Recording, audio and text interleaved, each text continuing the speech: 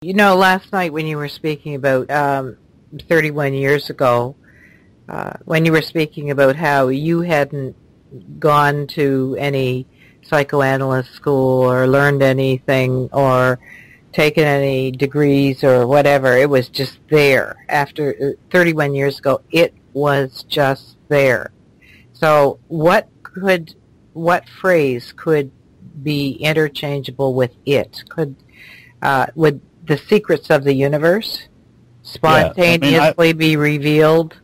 Yeah, I've used a whole lot of different phraseologies to describe it. Way back when I first started describing it, I used to describe it in grandiose ways because it was grandiose, and it still is, but people want something in between grandiose and horrible. They want something in there that they just maybe can't quite grasp, but it's not so huge they can't grasp it. So the way I used to describe it was the entire energy of the universe visited in 1 second on me. It was like the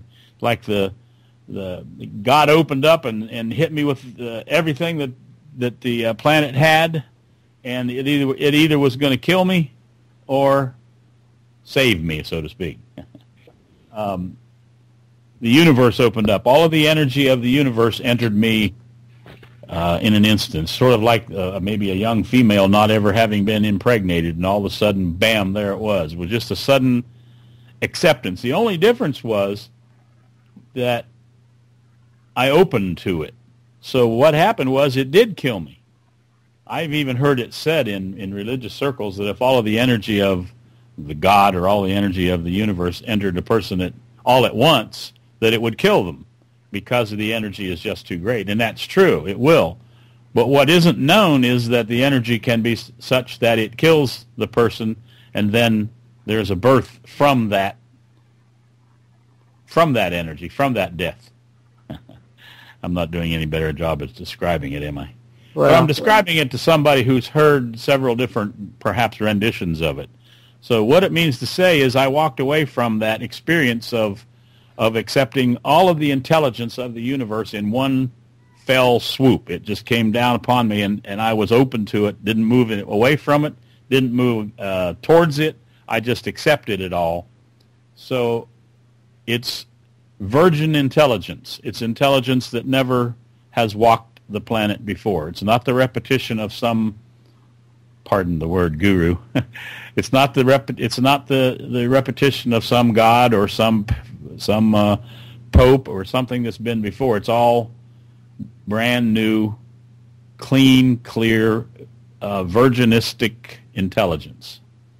And how does it change, if any? How does it change your way of seeing the materialistic world or the physical? Is it kind of like a transparent or shadowy kind of thing, living in a transparent world? I mean, the images are still there, but do you see them differently? What images are you talking about? Images of what we call solid. I see them as they are. I see the illusionary dream world, and I see how that interacts with the world of reality, the grass and the tree and the water and the rain and the sun, and I see the block that is there between the illusionary world and the world of reality. The problem is in the communication across that barrier, because there's a chasm there. There's a huge void in between the two.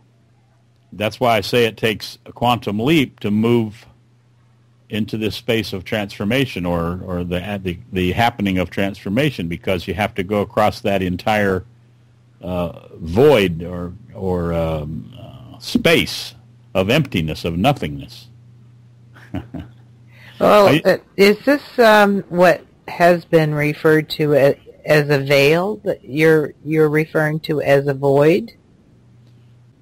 If there's such a thing as a veil, Annie, that would be the wall. That would be the thing stopping stopping the advance or stopping the ability to go across this void, this quantum leap that's needed. Okay. I mean, that's at least when I hear words, I look into the word to see what it means. So veil to me has that meaning. As a matter of fact, perhaps more advanced, if you will. I really need to be careful with my words. More advanced humans, like enlightened beings, might use a phrase like veil, because for most people, it's a solid 12-foot wide lead wall. And is that constructed with beliefs? Is that what the wall was made of? And it's construction finely woven between belief and language. So language is the main weaver of it. Being trapped in language is the main weaver. That's why I say the ability to use language as opposed to language using you is perhaps the most desirable thing for people to take a look at. Is it possible for us to escape the trap of language while using language? It's like saying, can you lift the chair up that you're sitting on? That's a good analogy. Yes.